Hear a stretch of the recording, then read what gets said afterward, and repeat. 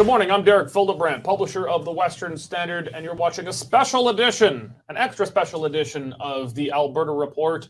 We're going to be talking about the big leadership debate last night between UCP leader Danielle Smith and New Democratic Party leader Rachel Notley. I always think it's weird, though, how we call it the New Democratic Party, because it's a party from the 60s and is actually the oldest of parties in Alberta. Joined, as usual, by Western Standard opinion editor Nigel Hannaford. How are you? Good morning. I'm great. And Western Standard news editor Dave Naylor. Hello. I'm wearing debate blue, as you can see. I looked at Rachel Notley and Danielle Smith, and I thought the blue team wins. Any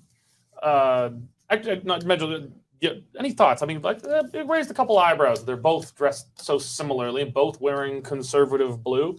Should we read anything into that? I know you're not a fashion consultant here, but no, should we read anything into it? No, I need to talk to my wife about that. But just occurred to me that within the last 2 weeks, one of our columnists had pointed out that as Rachel Notley can't win with just the left in Alberta, she is positioning herself as kind of a centrist, in the mold of Jim Prentice. He made that specific reference. Jim Prentice raised even more taxes than she did. Well, then she probably looks to him with admiration. So was that a little signal there that I'm not a red, I'm not a commie. I have commies in my party if that's what you want, but I myself am a trustworthy, middle of the road, conservatively small C minded, unlike Danielle Smith, who is so far out on the right. I think there might have been a message trying to telegraph yes, conservatives can vote for her. Subliminal stuff. Before we get too far in it, though, I want to thank my favorite sponsor, the Canadian Shooting Sports Association. I've been a member of the CSSA for more than a decade because I trust them as Canada's leading firearms owner rights organization in Canada. If you are a gun owner in Canada, you know that your rights are under constant attack by the federal government trying to take away your property. So if you're a member, if you're a gun owner in Canada, you need to become a member of the CSSA. Go to cssa-cila.org or do what I do, Google them and click on membership. Join today. Okay, so I guess the big thing, we're gonna kind of parse the debate apart here. But who won? I guess I'll actually no. Before we get to who won, let's talk expectations. What were the expectations of the parties and of voters in general and swing voters in particular of the two leaders? Dave, what do you think those voters' expectations were, especially the undecideds and swing voters? Well, I think after listening to the NDP the last month, the undecided voters were tuning in to see a bozo eruption from Danielle Smith. And she didn't. And I don't think anybody was surprised by what the NDP or what Ms. Notley, her tactics were. It was just attacking Smith's character. So yeah, I mean, if we're going to get right into winners and losers, I don't think there was a winner, but except Danielle Smith, because she didn't lose.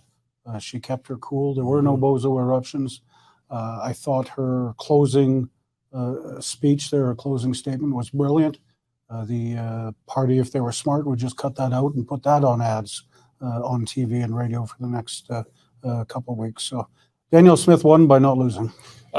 Nigel, I remember back in the 2015 federal election, and Corey Tenike, a conservative strategist, kind of famously said, he'll be impressed if Justin Trudeau can show up to the debate with his pants on. Essentially saying, like, the expectations were so low. The conservatives had run him as just a pretty boy, who couldn't string a sentence together. And he showed up to the leaders' debate in 2015. Didn't do particularly well, but he had his pants on, and he could string a sentence together. And as such, massively exceeded expectations of voters who had been, I think, primed to expect some bumbling moron. And yeah, many people will still think he is a bumbling moron, but he was able to show up with and make a reasonable presentation here. Similarly, I think the NDP have been priming voters to expect Danielle Smith to show up to the debate like the Tasmanian devil, drooling at the mouth, totally unhinged. And as such, set the bar very low. And Danielle Smith going into this, I think, just had to appear rational, calm, and collected. I think by any measure, she probably exceeded those low expectations set by the NDP then. Yeah, well, first of all, thank you for bringing up the 2015 election. I'm still in counseling over that. Now, with respect to expectations, there is one group of undecided voters, and they are people who habitually vote Progressive Conservative, UCP. They're on that side of the spectrum, but they were not sure about Danielle Smith. I get the feedback from several sources that I can't bring myself to vote for Rachel Notley, but I don't like Smith. All right. What does a person like that expect out of the debate, and what do they actually get? You would have to have been a perversely anti-Smith person to watch that debate last night and not come out thinking, oh, okay, she isn't the Tasmanian devil that I thought she might be. She actually is gracious. She was the subject of some fairly pointed, if not actually vicious, questioning, and she handled it all with a smile and with a straight answer. I mean, it's all politics, so your answers are messages, but she wasn't an awful person. So those people should have seen that and thought, okay, I can vote for this person. That is the win that I think Dave was talking about there. Not a huge lift, but one that is going to be very significant in a number of key constituencies in Calgary. So let's move to who won. I think it's very fair to say I don't think anybody who watched that debate is arguing that there was a big decisive moment, the knockout blow. I mean, any kid going through high school, grade 10 social studies, they're going to open and see the Brian Mulrooney, John Turner, 1988, 1984 knockout blow, where you had a choice to say no to the old ways and title into the Liberal Party. You could have said no. Yeah, you had a choice. There was nothing approaching that. In fact, we're thinking this morning, okay, what are some of the highlights we could put on a highlight reel here? And we're like, not much. It was just more of a tempo throughout the thing. But I mean, I think Notley was feistier, I think. But one thing I noticed was Notley would call Smith by name, say you.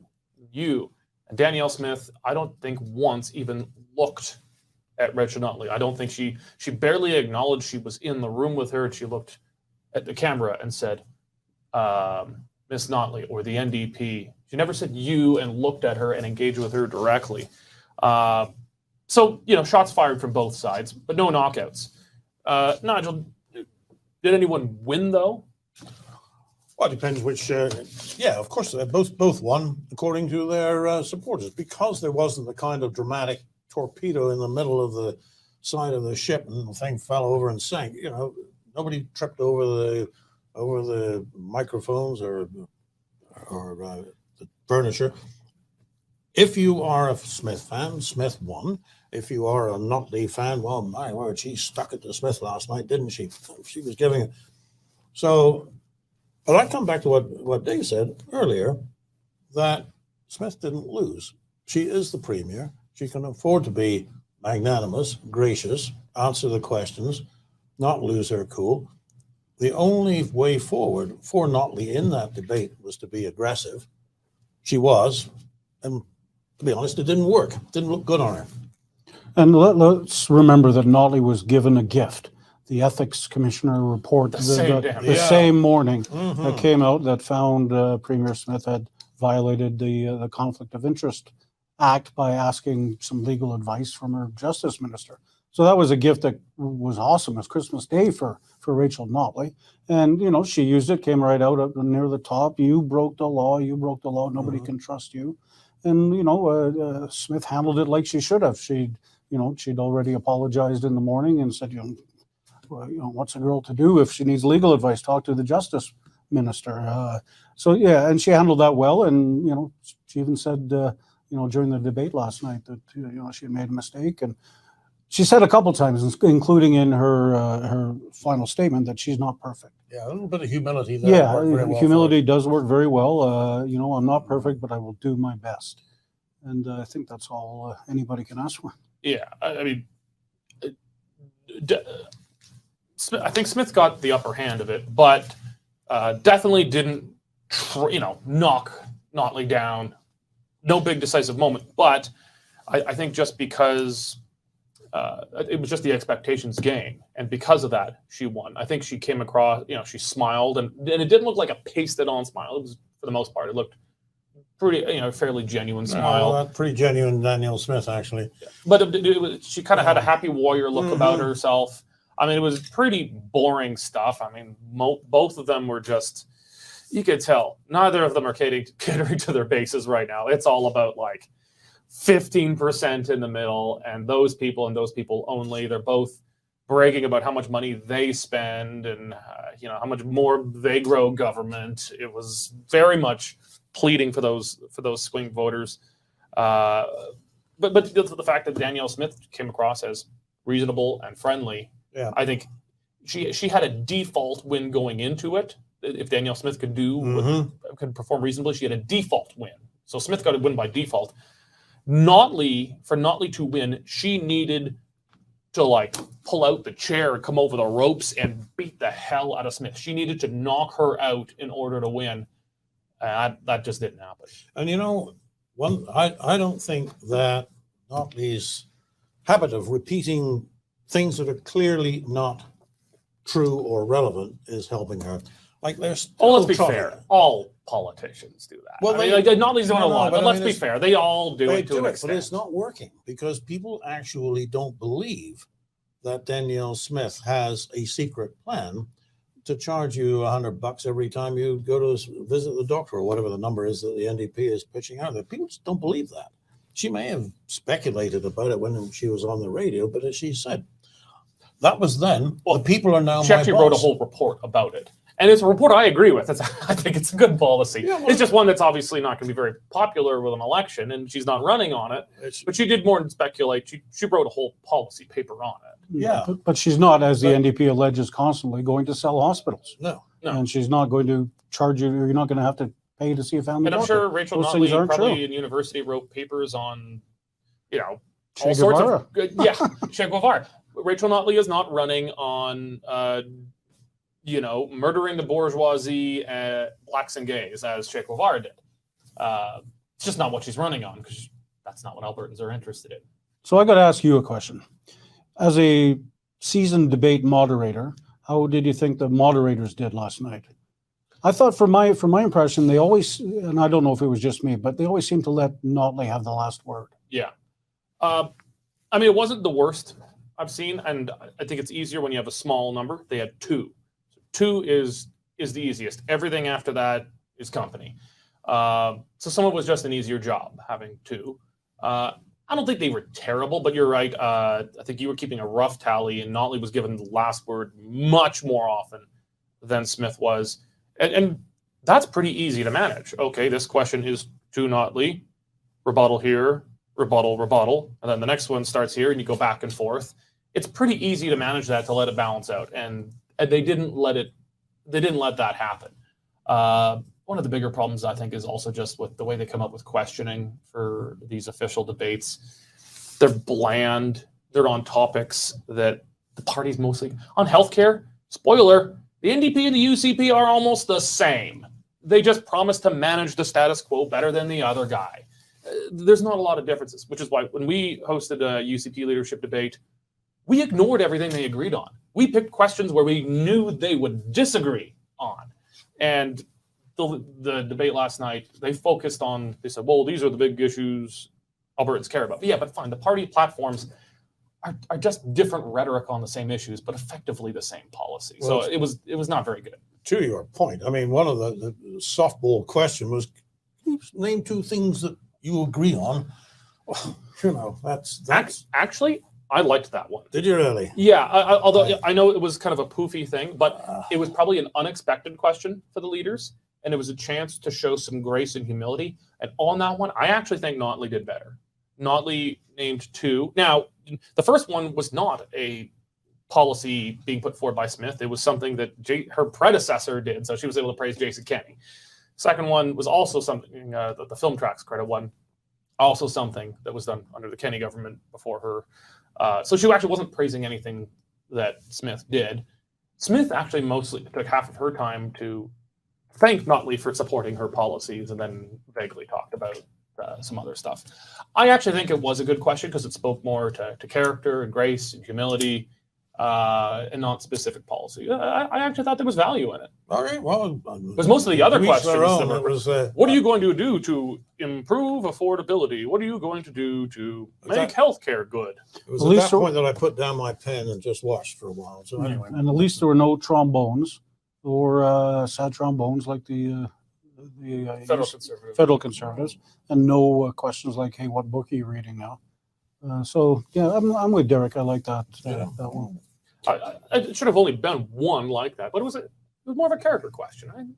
I thought it was a nice touch. And certainly the only having 2 candidates, that's got to be the way debates are held. You look at but you got look at the federal ones, and it's just a mess. I know, but it's a matter of fairness. Like, yeah, it's better with 2, but that works in a 2-party system. Right now in Alberta, sure, we're a 2-party system. In the United States, they're a 2-party system. But if you've got multiple parties with a chance of winning seats, you got to allow them in. I think that's only fair. The problem is it does make for generally a less. So even though the Green Party's only going to win 2 seats, they get to come in and play with the big boys. Well, you've got to set the bar somewhere. What is it? 2 seats, 10 seats, 20? Even at 20 seats, you have no chance of forming government. So I think just generally it should be, does your party have a seat? That's the way it goes. Sometimes and they get bigger, they get smaller. In Alberta, we had 4 in the last leaders debate. They changed the rules specifically to keep me out. There should have been 5, but this time we're down to 2, and I think it's just a fair way to do it. And I prefer one-on-one debates, just 2 candidates. But we got to be fair, and I think that just goes by. Do you have a seat? Okay, well. Let's focus in on Notley, because I guess a lot of this has been about Smith. I think she had Notley had some tactical victories, some little zingers, no big ones that really landed. Smith had the strategic win, and she won by default by appearing reasonable and sane and friendly. But let's talk more about Notley. What were some of her? We'll start with you, Nigel. What do you think were Notley's big, strong moments that night? Well, I think she started off with a good question to Danielle, saying, "Why don't you run on what you really believe in?"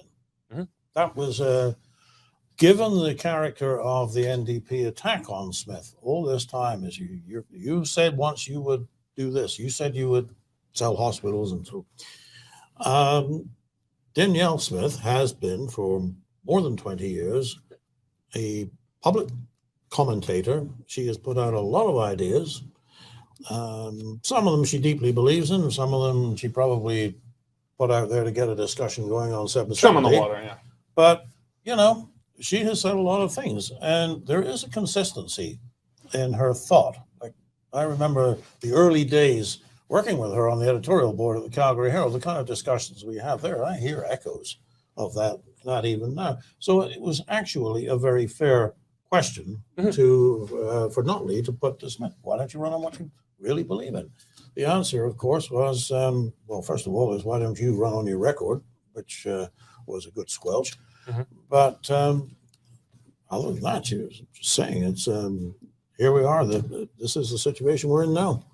So, I think that was a fair point. I mean, running on what she believes in. I mean, I'd probably like the UCP and Smith more if she was running on that stuff, but obviously some of that stuff is just too hardcore for that. Those swing voters in the middle that are now left to decide the election.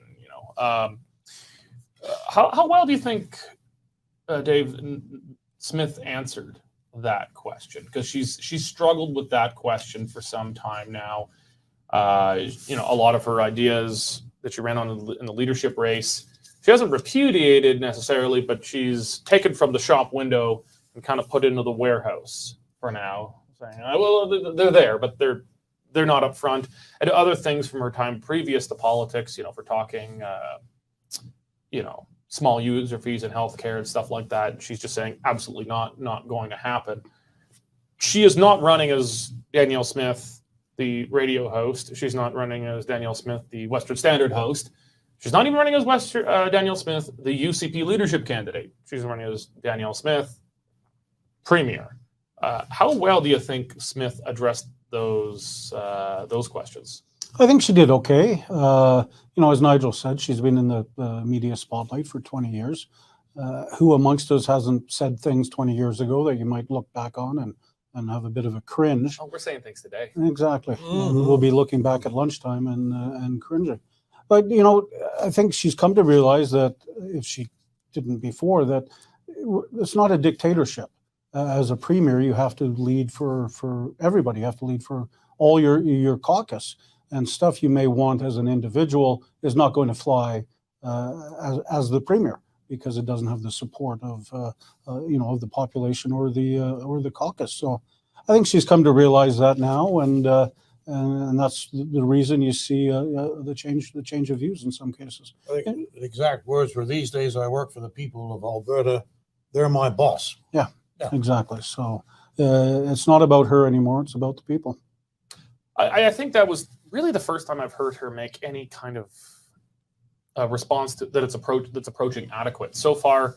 When she's asked by media under pressure from Notley, she just kind of didn't directly answer the question. Well, you said this before, and say user fees, and you're saying this now. What's changed? And she's just said, well, I'm not going to do that. And she wouldn't explain why that is. And we've talked about this, and it's fair to say, hey, I have beliefs, but not every belief I have is going to become law because Albertans don't want it. They're just not there. Justice Stephen Harper used to answer questions on abortion. I am personally pro-life, but majority of Canadians are not, and they don't want to go there. And so I'm committing that we're just not going to do anything about it. And enough Canadians said, no, good enough for me. And I think Smith kind of started to approach that kind of answer to it now, which is approaching adequate, I'd say, rather than before, which was just kind of ignoring the question was there. I think she understood she had to answer that question. All right. I guess one last thing before we wrap up. A huge change from Rachel Notley last night. After the debate, she decided to start answering Western Standard questions again. Are pigs flying? Yeah. I think, you know what? Why don't we play some video of that? How do you think you did in the debate? Are you claiming victory? You know what? I am going to let Albertans decide who did best in the debate and who said the things that they cared more about. I think that's what these debates are for.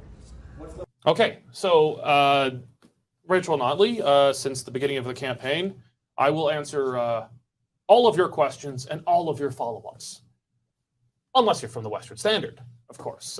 Your famous showdown with Notley, where you were so rude and mean to her, just right up in her grill, wishing her a happy birthday and everything. Yeah, I mean, you were such a jerk.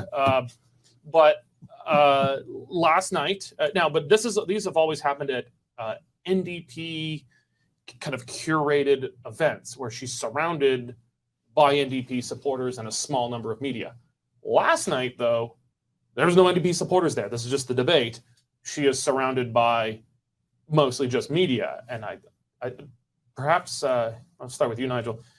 Do you think that's why she decided to answer questions from the Western Standard last night, that she didn't kind of have the NDP mob with her, and she does feel a little bit embarrassed around the entire press gallery to not be taking questions from an accredited outlet? Well, there's a couple of things going on there. In her mind, she's the future premier of Alberta, and at some point, she's going to have to work it out so that she can talk to all of the press. I mean, I'm not convinced. Actually. Well, I'm not convinced that she's going to be the premier of Alberta. No, I'm not convinced that she would ever try to reconcile with the Standard. But I mean, manifestly, she did last night decide to take the question. The other thing that, much as we critical of some of our colleagues in what we refer to as the mainstream media. After the incident that you refer to, there was a considerable amount of support for the idea that well, the Western Standard, whatever you think of them, should be able to ask questions of the leader of the opposition. What's the matter with you, Ms. Notley? And I think maybe she's just decided to move on. I think she Or was. she didn't recognize Arthur. That's also a possibility. Oh, she definitely knows who Arthur is. Yeah, and the accent. I think even if she can't see him, she knows his voice. yeah, I think she was probably caught a little bit off guard, and I think it was a question of, did you win the debate? That she would just look really stupid if she didn't answer. So she's got. If she doesn't answer, then she's almost admitting that she lost the debate. So she did answer the question, but apparently Arthur says the look on the press secretary's face, head down, eyes closed, probably told more of the story than the answer. That's an interesting angle. I hadn't thought about it yet. Just that the question would have been audibly heard because it wasn't a big rally where he might be drowned out because it is a microphone. This was kind of a scrum. This was a press scrum, close quarters. All of the cameras would have picked it up. All of the press would have heard it. And to not answer that question, do you think you won the debate, would have looked really bad. So I suppose there's a couple of theories. I actually hope it's yours, that she's just decided this is a fruitless fight with the Standard. Let's move on. We'll just answer their bloody questions and be done with it. I hope that's it, but it could be either. I definitely don't believe the theory, though, that she doesn't know who Arthur is or couldn't recognize his strong Newfie twang. Yes. Okay, well, we'll wrap it up there. Dave and Nigel, thank you very much for joining. Always a pleasure. And thank all of you for joining us today. Remember, if you're not yet a member of the Western Standard, go to westernstandard.news, click on membership. It's only $10 a month or $100 a year for unlimited access to all of the Western Standard's bailout-free content. Thank you very much for joining us today. God bless. This election, Albertans have a choice between a UCP government that has lowered taxes, balanced the budget, and returned Alberta to its place as the economic powerhouse of Canada. Or we can choose to go backward with the same failed NDP policies that hiked taxes, drove out jobs and investment, and almost bankrupted our province. We can't afford to go back. Tonight, I want to talk about a better future for Alberta, where we fix healthcare, lower household costs, and create jobs.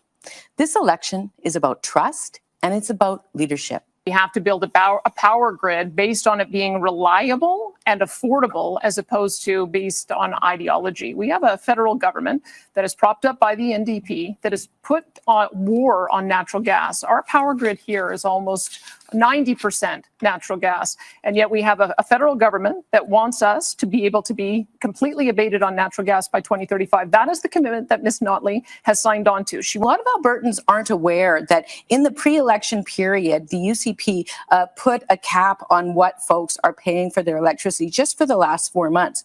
What they don't know is that, in fact, come June, they're going to have to pay that back. And that's going to cost about half of Alberta families about $200 million.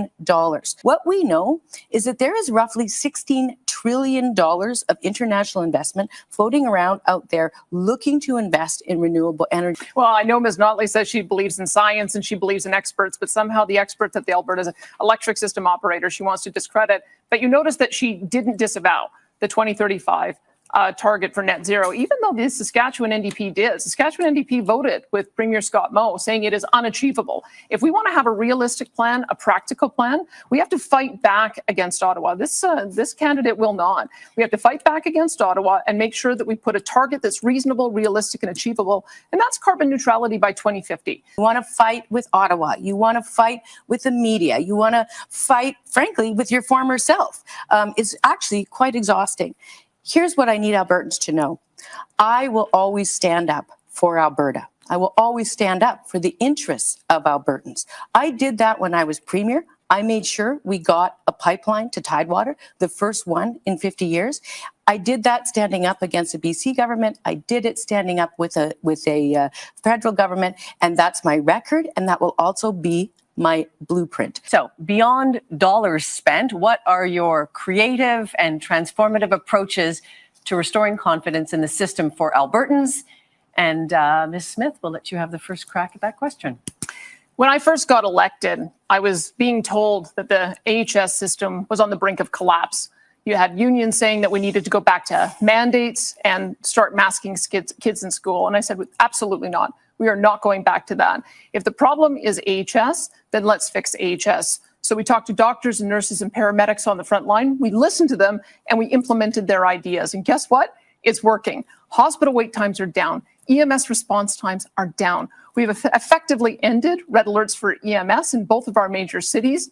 Ambulances in rural are staying in rural, and we're reducing surgical wait times. There is a problem. We've put forward a reasonable, practical solution. The answer is to get more Albertans access to a family doctor. By doing that, with our costed plan, we can take the pressure off of our emergency rooms, off of our surgical wait times, off of our ambulances, and we can also make sure that nobody ever, ever, ever has to pay to see a family doctor. We have more health professionals today than we did when Ms. Notley left office, 8,500 more, in fact, including 700 more doctors.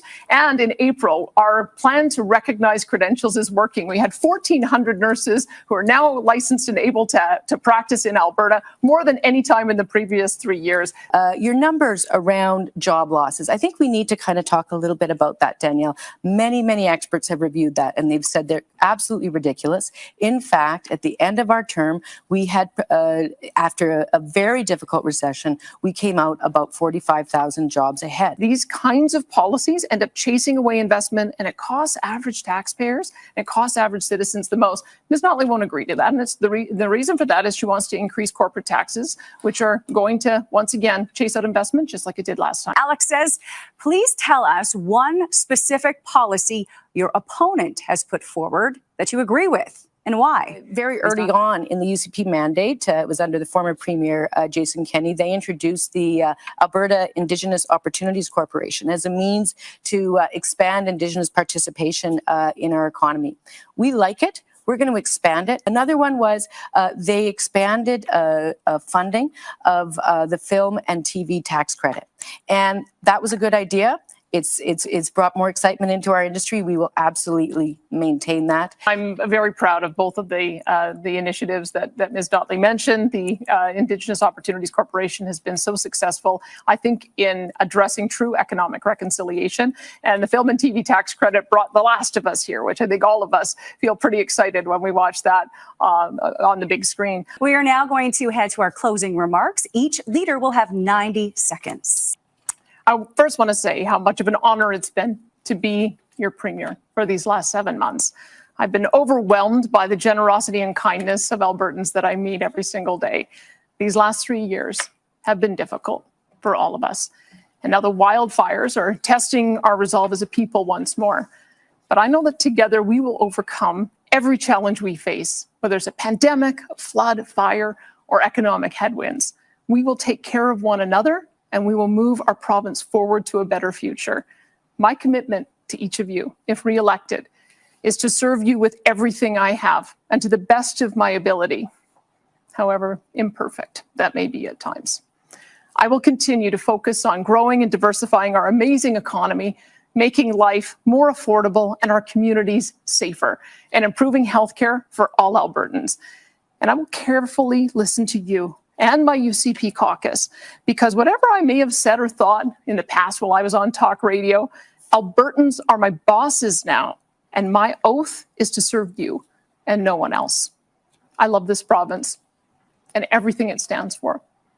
We are a land of entrepreneurs and innovators, of pioneers and farmers, of families and communities, a place where the best and brightest come from every corner of the world to join us in building one of the greatest places on earth to live and work and raise a family. From the bottom of my heart, thank you. Tonight, ask yourself, who do you trust to build a better future? Who will focus on the things that actually matter to you? Now, Ms. Smith has spent her entire career campaigning for Albertans to pay out of pocket for basic health care. She's also campaigned to pull Alberta out of the Canada Pension Plan, something that would create huge instability in your retirement. Today, she was found to have broken the law by interfering with our justice system. This is just not how our province should be run. Every day is a new drama. You just don't need to put up with this. Enough is enough. So my offer to you is stable, predictable, thoughtful leadership that you can count on. It's time to get back to the things that matter to people. I will make life more affordable, capping car insurance and lowering your utilities. I will support our entrepreneurial spirit by cutting to zero small business taxes and creating more jobs. And because I'm passionate about making sure your family has healthcare that you always need without paying for it, I have a balanced, costed plan to make sure you get a family doctor. So that is a better future for Alberta. Now, you may not always agree with me, and I may not have always gotten it right, but I say what I mean, and I mean what I say.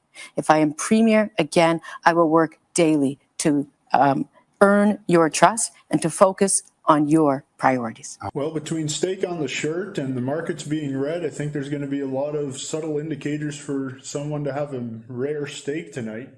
Let's take a look at these prices here. Cash barley is holding steady at $4.05 a metric. Feed wheat's down $1 to $4.04 a metric. And corn's holding at $3.88 a metric. Moving to the milling wheat markets, July Minneapolis futures are down 13 cents to $8.15 per bushel, with local hard red spring bid for May movement at $10.15 per bushel delivered. In the oil seeds, nearby canola futures are, you guessed it, down $3 a ton to $700 a ton even, with delivered values for May movement at $16 per bushel.